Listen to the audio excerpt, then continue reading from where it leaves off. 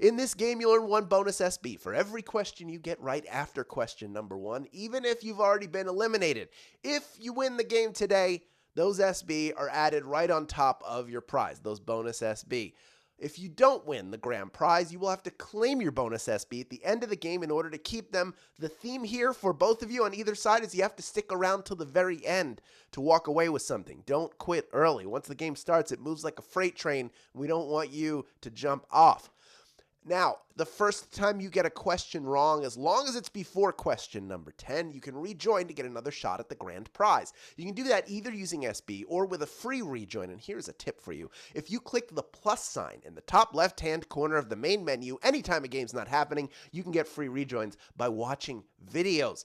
But of course, this is a second chance week. What does that mean? Of course, it means you're getting 3 free rejoins for each game you play, credited before the following game begins. So everybody who played yesterday already has 3 free rejoins. People who are playing tonight, you'll have a rejoin ready to go for tomorrow's game, plus 2 to spare after this one. Finally, each game, we give away 5 100 SB prizes to 5 players who win and claim at least 1 SB in the game. Here are Tuesday's winners. Congratulations to them all. They have been credited already. And isn't that a wonderful thing? And to everyone else, if you haven't seen your name up there yet, I want it to happen for you too. So keep playing and claiming, because next time the winner could be you. It could happen. All right, let's get this game started right now. Holiday movie questions coming your way. Here's question number 1.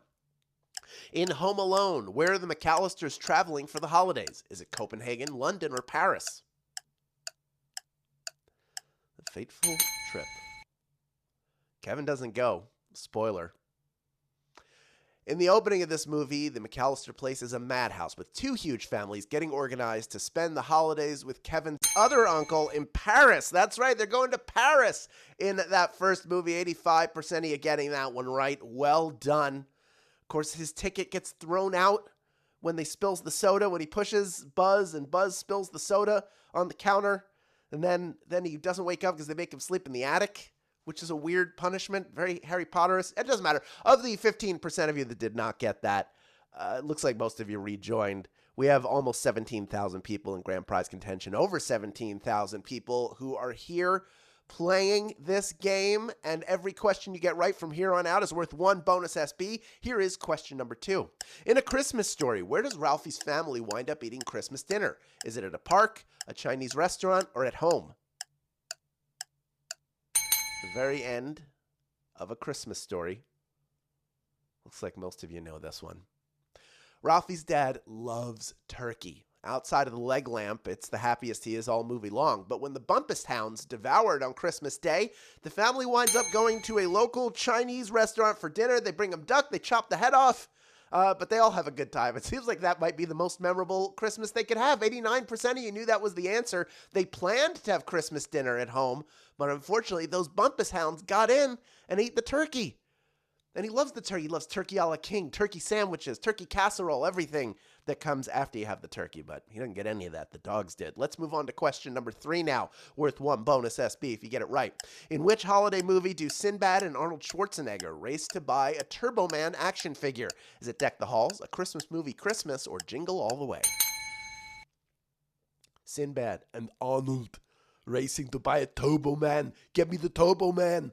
Minneapolis becomes ground zero for parents during last-minute shopping to get their kids the hot holiday item. In another Chris Columbus holiday movie, Home Alone paved the way for Jingle All the Way. That is the answer. 88% of you getting that one right. Deck the Halls is again Arnold Schwarzenegger and Danny DeVito, I believe, and they are in some sort of decorating competition. I haven't seen that in a very long time, if I've seen it at all. Of the 12% of you that did not get that, we got about 3/4 of you back in. Still over 15,000 people in grand prize contention. As we move to question number 4, worth 1 bonus SB if you get it right. Eddie Murphy's Candy Cane Lane is based on an actual street in what city? Is it Peabody, Massachusetts, El Segundo, California, or Jenkintown, Pennsylvania? That's right. For those of you who are from Massachusetts, I did pronounce it pretty close to the way it's pronounced, right? Most cities have a candy cane lane where all the neighbors extravagantly decorate their homes for the holidays, but this movie was filmed on the cul-de-sac that inspired it. It's where the writer is from, El Segundo, California. That is the answer. 25% of you getting that one right. Oh my goodness. Oh my goodness. That was a brutal question. 75% of you have the opportunity to rejoin, and we're going to get over 80% of you right back in the game. It is a very good movie. They actually film it on the actual street. So when you're looking at those exteriors, that is the actual street. I have walked there with my wife several times for the holidays. It's really cool. They really do go all out, and it's a fun movie too. It's worth seeing. It came out, I think, last year or the year before. Anyway, we're on to question number 5 now, worth 1 bonus SB if you get it right. In Scrooged, what does Bill Murray's character do for a living? Is he a TV executive, a bank executive, or a janitor? Scrooged. Haha. Richard Donner modernized A Christmas Carol as a modern-day comedy with Bill Murray in the role of Frank Cross, a TV executive who has become a real Scrooge. He's a TV executive in that movie. Oh my goodness, 57% of you eliminated on that one said bank executive. That's pretty close to what Scrooge does. He is running a money lending company or some sort of financial firm, but Richard Donner reimagines it as a TV station, because at the time in '88, that's those TV executives. They're pretty close to Scrooges. Unlike today. Let's move on to question number 6 now, worth 1 bonus SB if you get it right. Which of the following holiday movies was a box office bomb when it was first released in theaters? Was it It's a Wonderful Life, A Christmas Story, or Gremlins? They are all holiday movies. Gremlins does count. Okay? Not every current holiday classic was popular when it came out. In fact, had it not been for copyright lapsing in 1974, It's a Wonderful Life might have remained on the scrap heap of film history. That's right, it was not a hit when it came out. 59% of you knew It's a Wonderful Life was the answer. Christmas Story was a modest hit, and Gremlins was a huge hit. That's how we got Gremlins 2, the new batch, which is a crazy movie and a lot of fun. All right, of the 41% of you that got eliminated, we got about a quarter of you back. We're down to 4,162 people in grand prize contention. Only 4 questions remaining. The next one, worth 1 bonus SB if you get it right. It's question number 7. In Noel, where has Noel's brother gone to escape from the North Pole? Is it Honolulu, New York, or Phoenix? This is a modern holiday classic. If you've not seen it, you got to get yourself some Disney Plus. Noelle Kringle is loaded with Christmas spirit, but her brother Nick, the heir apparent to Santa's robes, hates the cold. An innocent suggestion she makes for him to take a quick break leads to him running off to Phoenix. He becomes a yoga teacher there. Phoenix is the answer. 51% of you getting that one. Well done.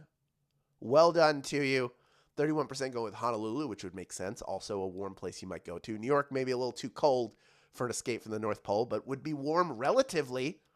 And let's move on to question number 8 now, worth 1 bonus SB if you get it right. Dr. Seuss's widow mentioned certain actors who could play the Grinch. Which of the following was not one of them that she mentioned? Is it Tom Hanks, Jack Nicholson, or Dustin Hoffman? I will explain. But that is what the estate left behind. So thankfully, Jim Carrey was on the list when Ron Howard cast him as a live-action Grinch. Another frequent Ron Howard collaborator was not named in this specific letter. They wanted actors of a stature of a Jack Nicholson or a Dustin Hoffman. Tom Hanks was not mentioned. I think he would have qualified, though. Tom Hanks is the answer. 67% of you getting that one right. Well done. We got some real holiday movie aficionados out there. I mean, it's getting down to it, but that was a tough question, and I'm impressed that many of you knew the answer. We're down to 2 questions remaining. The next one, worth 1 bonus SB if you get it right, is question number 9. Jingle Jangle, A Christmas Journey centers around what kind of business? Is it toy maker, actuary, or newspaper? This is a Netflix holiday movie with Keegan-Michael Key, and I think Forrest Whitaker's in it. Netflix has created a whole slate of holiday content, from Hallmark-style movies like Hot Santa and The Night Knight before Christmas, to Jingle Jangle, a musical set in a fantastical world centering around rival toy makers. Toy Maker is the answer. 1,534 people have made it this far and are ready for our final question. But before we get to that final question, you know the deal. This week is all holiday movies, all week long. Tomorrow is our final game of 2024. We're not doing any more for the rest of the year, so you're going to want to come back for that one. The swag man himself will be here taking on hosting duties. And also, quick reminder, there are two ways to get SB from Swagbucks Daily Trivia outside of our live games. One is through the Daily Trivia Challenge, our other game mode. It's a quick, hostless version of our game you can play on your schedule up to twice per day, every day. Second is by clicking the More Ways to Earn button wherever you find it in the app. That is how you get to your daily Tapjoy. That is, I say daily because it's something you should be doing every single day. Checking Daily Discover off your to-do list in mere minutes, racking up the SB and having fun while doing it. How many did you get right?